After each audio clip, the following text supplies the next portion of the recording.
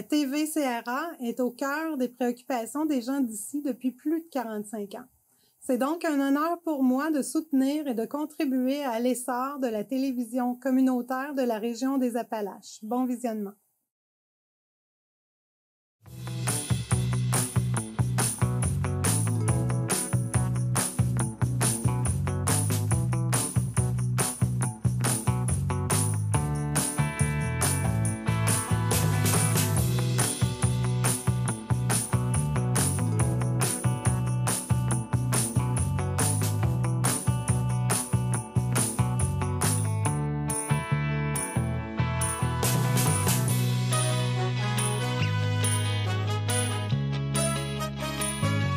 Alors, monsieur, bienvenue à votre émission d'information Appalaches en quelques mots.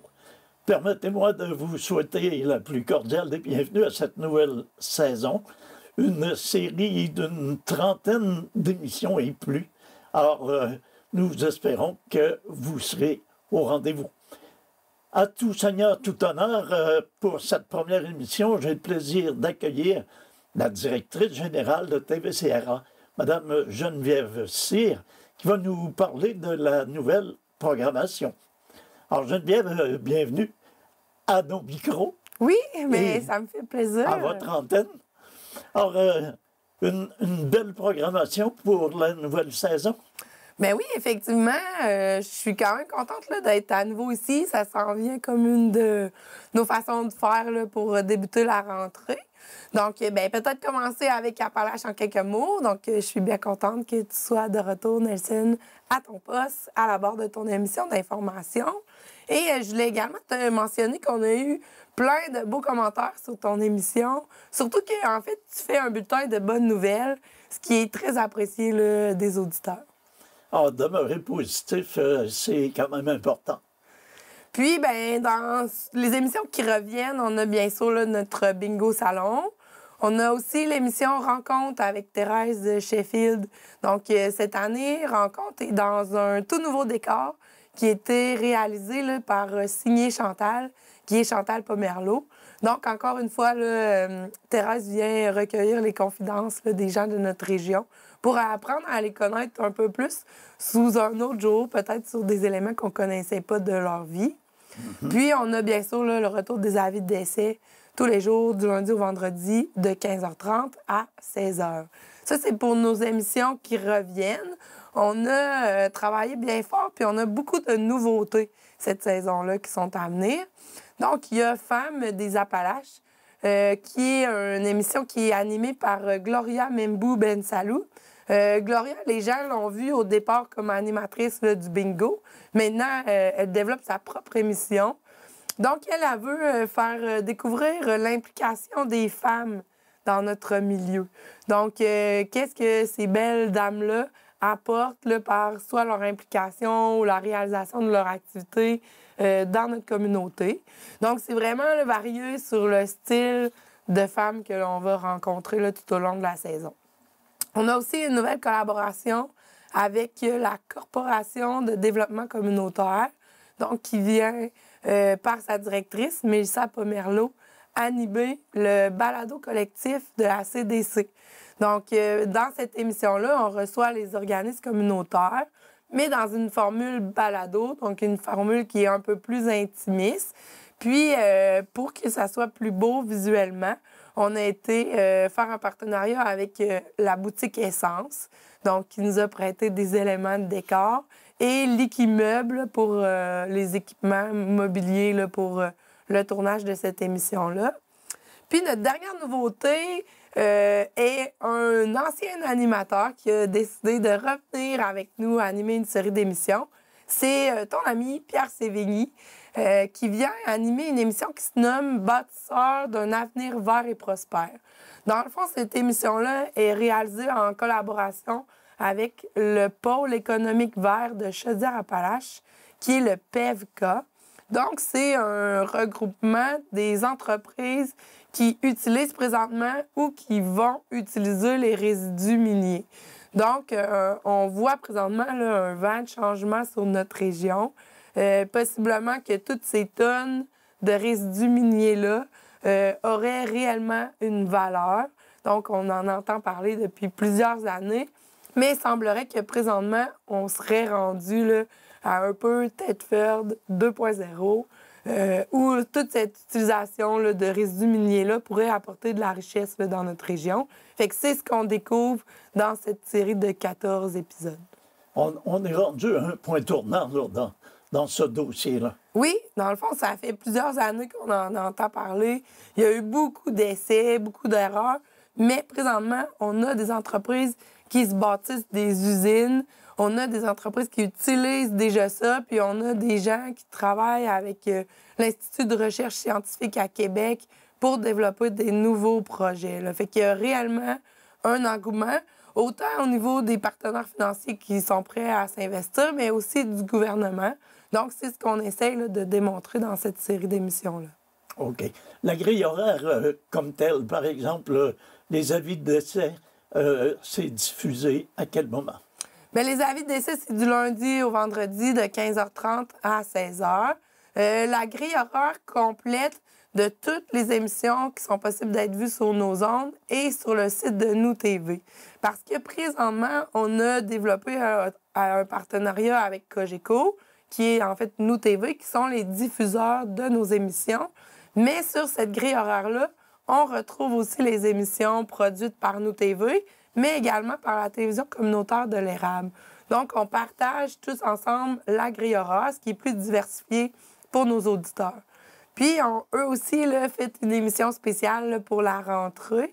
En fait, c'est dans le décor des Folies de Brian. Donc, c'est Brian qui nous reçoit. Il a reçu moi, des gens de Nous TV et Francis de la télévision de l'Érable. Cette émission-là, entre autres, là, va être diffusée dès mercredi de cette semaine à 13h30 et 17h. Jeudi également à 13h30 et 17h. Vendredi à 14h et 17h. Et samedi et dimanche à 13h30. Donc là, ça vous présente la rentrée de tous les télés qui sont disponibles sur les ondes. OK. Est-ce que toutes les émissions de la TVCRA sont diffusées dans l'Érable et dans la Beauce? Oui, exactement. Donc, on voit, nous, les émissions de l'Érable et de la Beauce, mais eux voient également nos émissions. OK. Donc, c'est une diffusion qui est encore plus grande qu'elle l'a déjà été. Oui, puis une plus grande diversité pour les auditeurs au niveau des émissions qui sont possibles d'être vues. Parce que, tu sais, si on était juste nous, bien, nécessairement, tu sais, il y aurait beaucoup de rediffusion. Mais là, il y a un plus vaste choix parce qu'on est plusieurs à travailler ensemble. OK. Le fameux bingo revient encore à la même case horaire? Oui, même case horaire depuis 1988, de 18h à 20h les lundis soirs. Les cartes sont en vente là, dans les dépanneurs participants. Puis peut-être un petit clin d'œil. Dans le fond, on a travaillé beaucoup, le conseil d'administration et l'équipe de la TVCRA à faire la refonte de notre image. Donc, on est présentement en train de refaire notre logo qui commence à s'apercevoir à quelques endroits. Mais on va faire un lancement officiel là, dans quelques semaines quand notre site Internet sera prêt.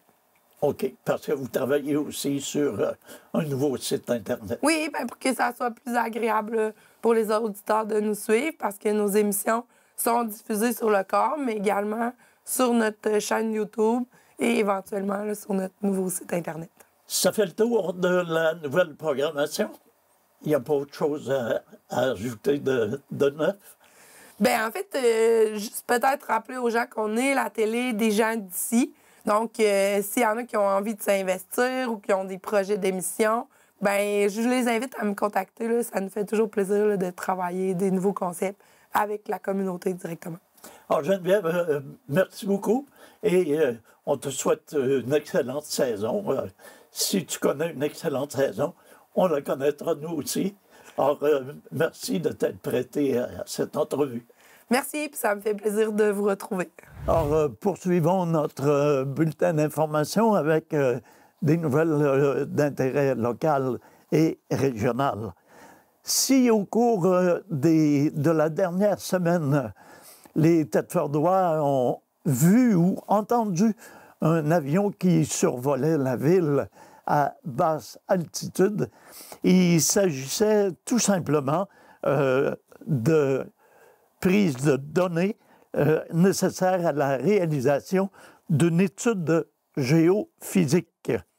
L'opération, dite sans danger pour les citoyens et les infrastructures de la ville de Thetford, s'est déroulée principalement dans le secteur de l'aéroport de Thetford, ainsi que dans plusieurs autres zones spécifiques de la ville, dont le centre-ville, le quartier Mitchell, le secteur du vieux Black Lake et le Grand Lac Saint-François, entre l'aéroport et le lac Caribou.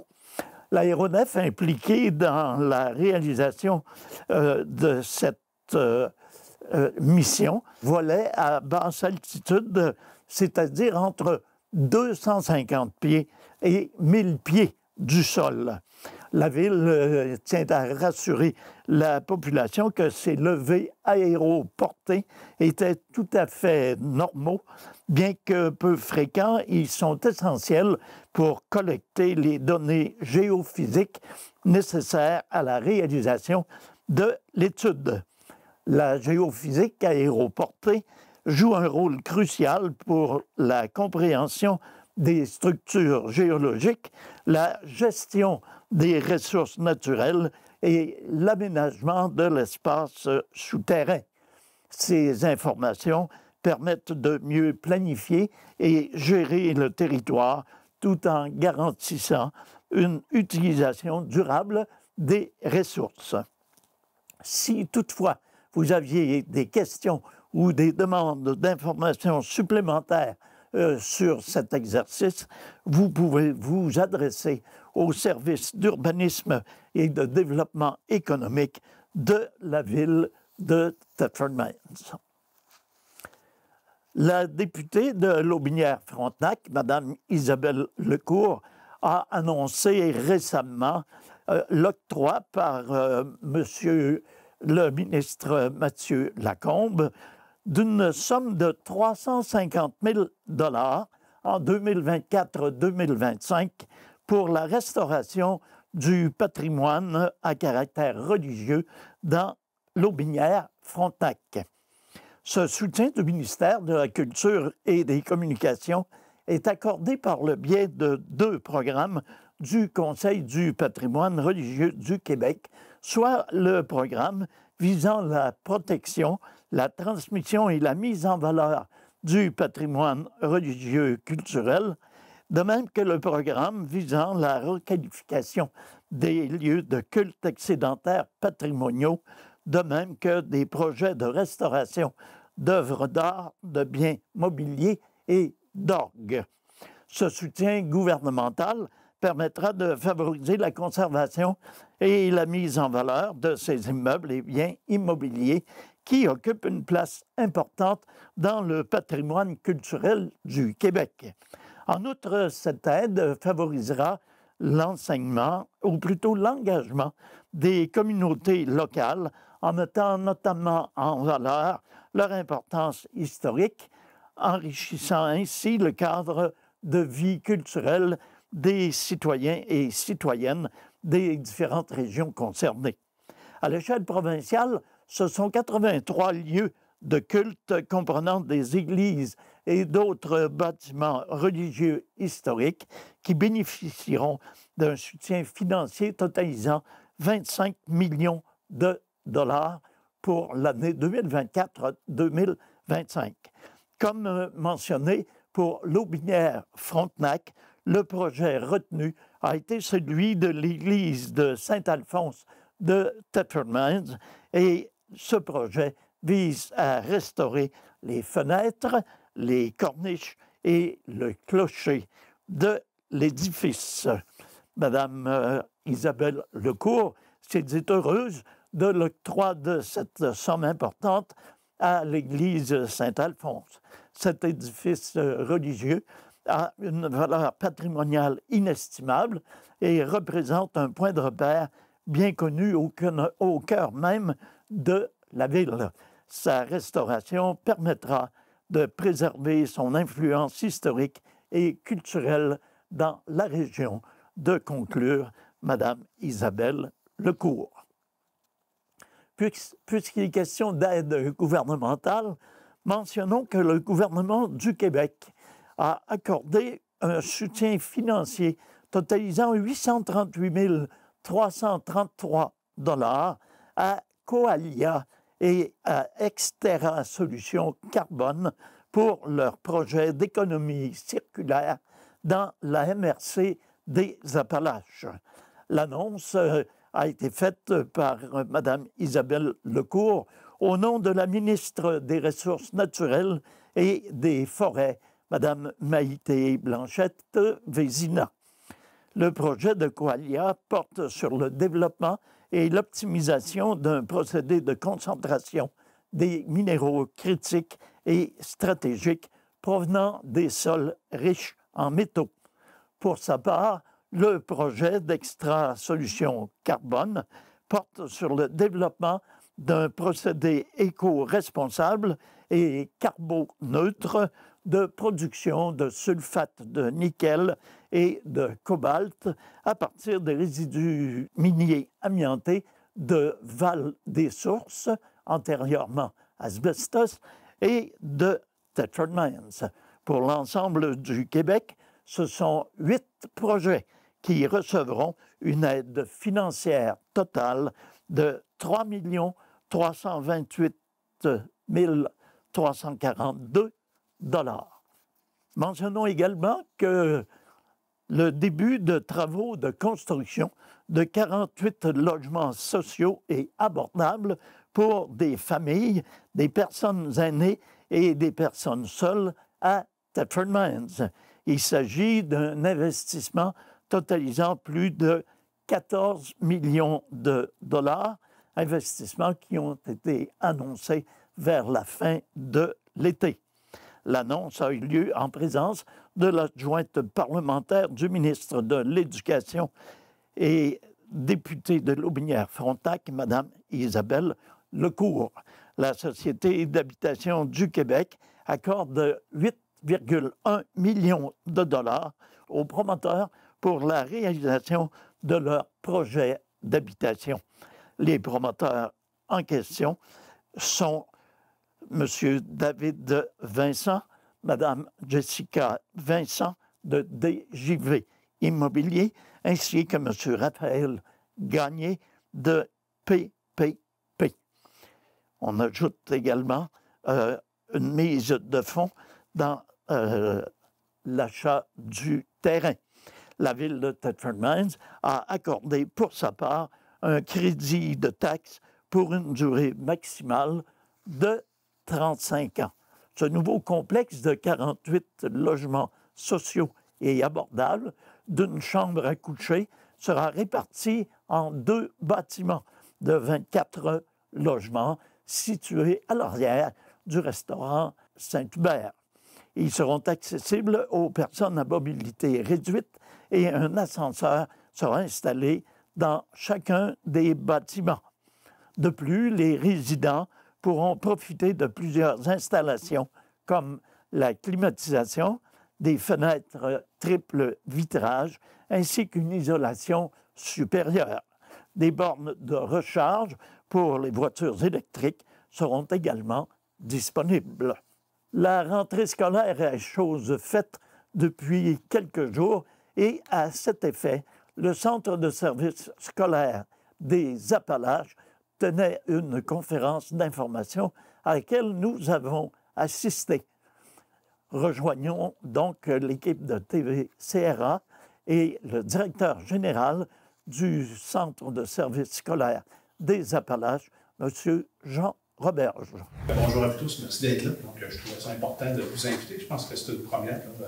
C'est sûr que nous, on a un plan d'engagement vers la réussite là, que vous pouvez voir là, ici dans le local. Il y a 3 orientations principales, donc la réussite des élèves, un environnement éducatif et également tout ce qui est en lien avec le bien-être de nos élèves. Donc, nos actions sont prises en fonction de ces orientations-là et des objectifs là, qui sont reliés à ces orientations-là, toujours aussi liés aux orientations là, du ministère de l'Éducation. Ça, c'est bien important avec les changements, mais également avec nos écoles. Fait que tout le monde soit de pair, puis tout le monde soit en cohérence aussi, puis tout le monde travaille dans le même sens, ça c'est important. Donc, qu'on ait une vision commune, puis une vision partagée également, puis que les gens puissent comprendre vers où on se dirige, puis pourquoi on prend ces décisions-là.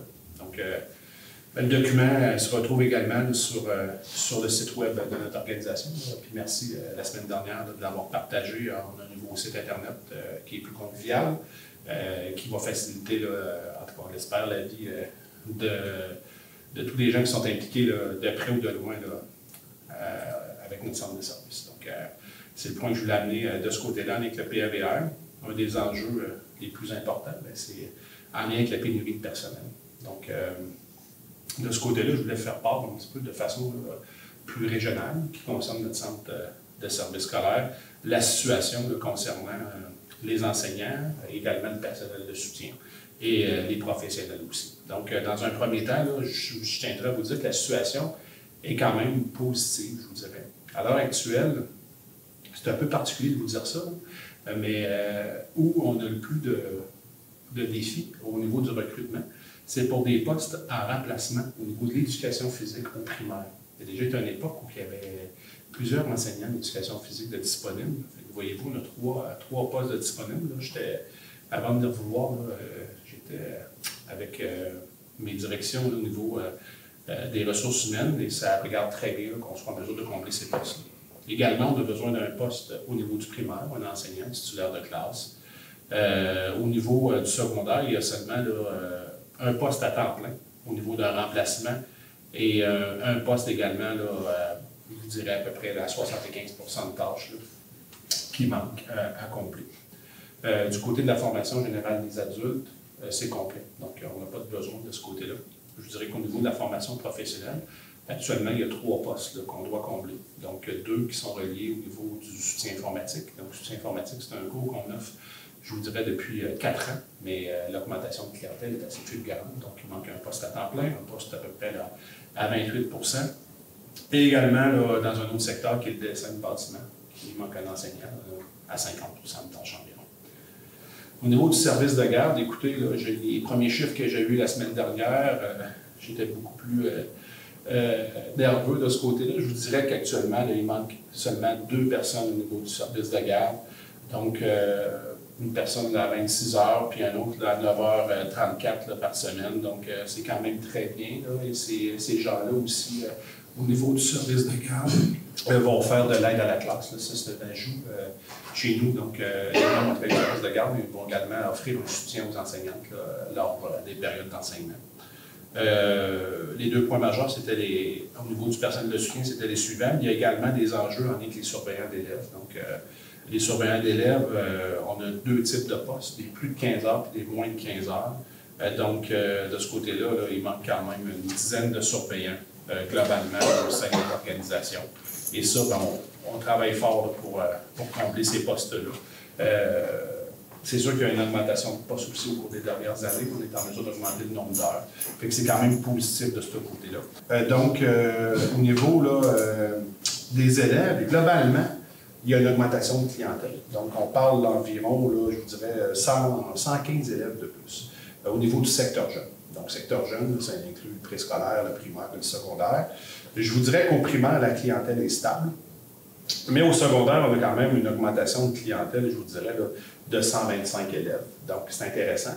Nos maternelles 4 ans sont en augmentation. On parle environ d'une vingtaine d'élèves de plus que l'année dernière. Où il y a une petite surprise de notre part, on l'avait prévu également, c'est au niveau des maternelles 5 ans. Il y a quand même une baisse importante. On a moins de 370 élèves, donc on est à 368 de façon plus précise.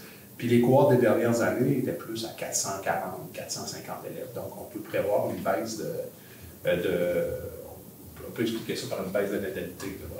Là, je veux juste vous parler, là, grosso modo, aussi, il y avait un article là, qui avait été fait là, par le Courrier Frontenac, je dirais fin juin, début juillet, en lien avec tous les projets qu'il y a eu dans les écoles. Donc, c'est un sujet d'actualité, la chaleur dans les écoles. Donc, on a un projet cette année là, qui va se terminer là, au cours des prochains jours. C'est à l'école Saint-Gabriel, donc au niveau de la climatisation de l'école Saint-Gabriel. C'est une première là, chez nous. C'est sûr qu'on a 2 autres projets là, qui sont en place, là, qui sont réalisation technique. Donc, on aimerait faire 2 autres établissements l'année prochaine en lien avec la climatisation. On a hâte de voir les résultats positifs là, puis les enjeux que ça peut amener également là, à Saint-Gabriel. On ne voit pas nécessairement de points négatifs, mais on va voir l'étendue des travaux puis voir comment ça va fonctionner au début de l'année. Donc, pour le reste des travaux, ça regarde bien. C'est sûr qu'on a plus de 10 millions de projets au cours de l'été, donc il y a des projets qui ne seront pas terminés là, pour le début pour la rentrée des classes. Donc, ça, c'est normal aussi. Dans le passé, on avait beaucoup moins de travaux au cours de l'été. On était peut-être à 2,5, 3 millions, 3,5 millions. Mais là, quand on est à plus de 10 millions, ça amène des enjeux aussi. On regarde l'école Tournesol qui ne sera pas complétée, là, mais c'est plus à l'extérieur. C'est une cour d'école, donc on voit moins d'enjeux. Les jeunes vont quand même avoir de l'emplacement pour aller s'amuser à l'extérieur. Voilà, c'est ce qui met un terme à notre première édition d'Appalaches en quelques mots pour cette saison. C'est Nelson Fecteau qui vous remercie d'avoir été des nôtres. Je vous invite à être là la semaine prochaine pour une émission semblable. À tous et à toutes, une excellente semaine. Prenez soin de vous et prenez soin des autres.